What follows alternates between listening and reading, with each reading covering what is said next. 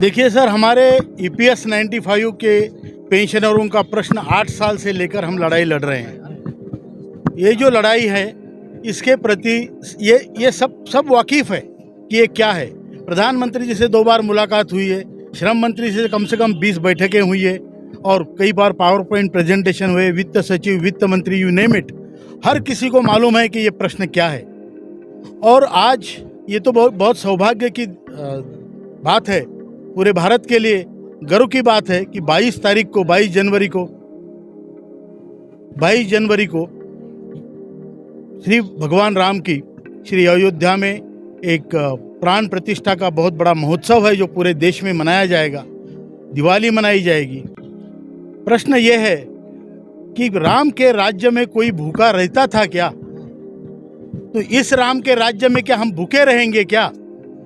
भूखे पेट भजन हम कैसे करेंगे, कब तक करेंगे? भगवान राम के प्रति हम उनके भक्त हैं। हम राम रक्षा कहते हैं पिछले 51 साल से रोज। तो ये बात नहीं है, भगवान राम तो सबके भगवान हैं, लेकिन आज की तारीख में हमारे लिए राम बनकर कौन आएगा?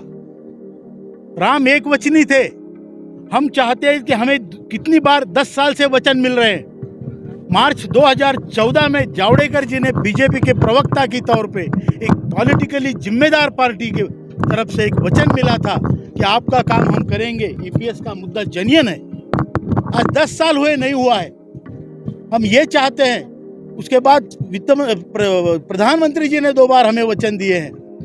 श्रम मंत्री ने तो खैर 20 बार बोला है।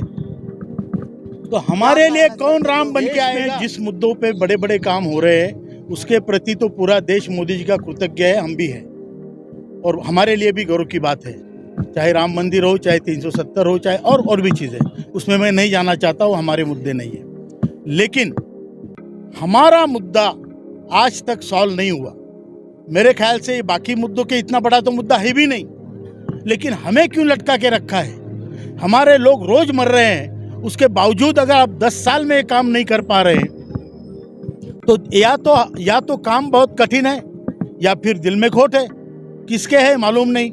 लेकिन आज हम चाहते हैं कि प्रधानमंत्री जी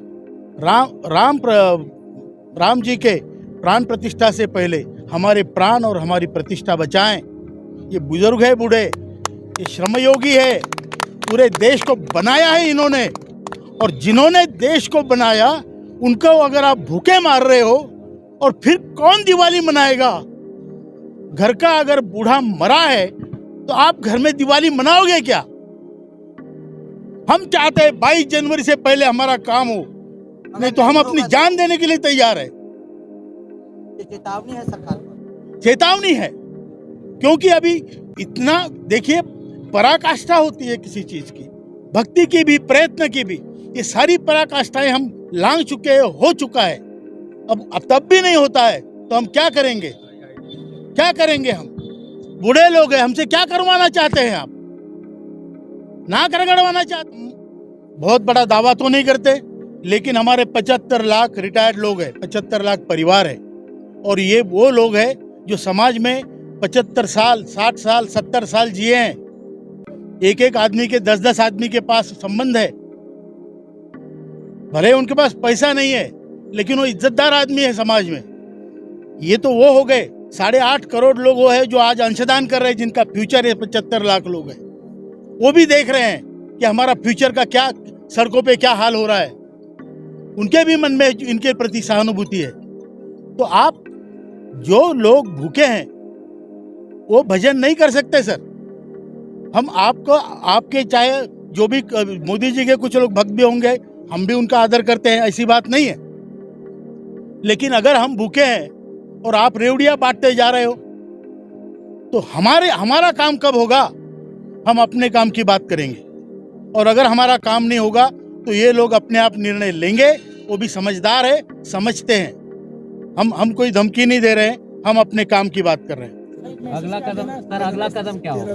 देखिए, लोकसभा का आंकड़ा है 19.33 करोड़ इंडस्ट्रियल वर्कर्स है भारत में, 19.33 करोड़। उसमें ईपीएस के पूरे दायरे में आने वाले लोग हैं। उसमें से 8.5 करोड़ और ये 75 लाख उसमें आ गए। बाकी के लोग अभी तक लाए नहीं गए। तो उनको भी लाना चाहिए। वो भी तो देख रहे हैं, उनका भी फ्यूचर है, तो इसका सब परिणाम तो दिखेगा। उनको यही है कि जो प्रोग्राम हमने दिया है उसका इम्प्लीमेंटेशन होगा, उस इम्प्लीमेंटेशन में बड़ी से बड़ी संख्या में भाग ले, हिस्सा ले, अपना अधिकार जताएं। देश आपका है, केवल किसी लोगों का नहीं। कोई भी लोग, कोई भी पार्टी, रूलिंग पार्टी है, उसका देश नहीं होता है। देश हम सबका है, हमसे बनता है देश, तो उनका भी देश है। और हिस्सा ले, अपनी मांग मांगे।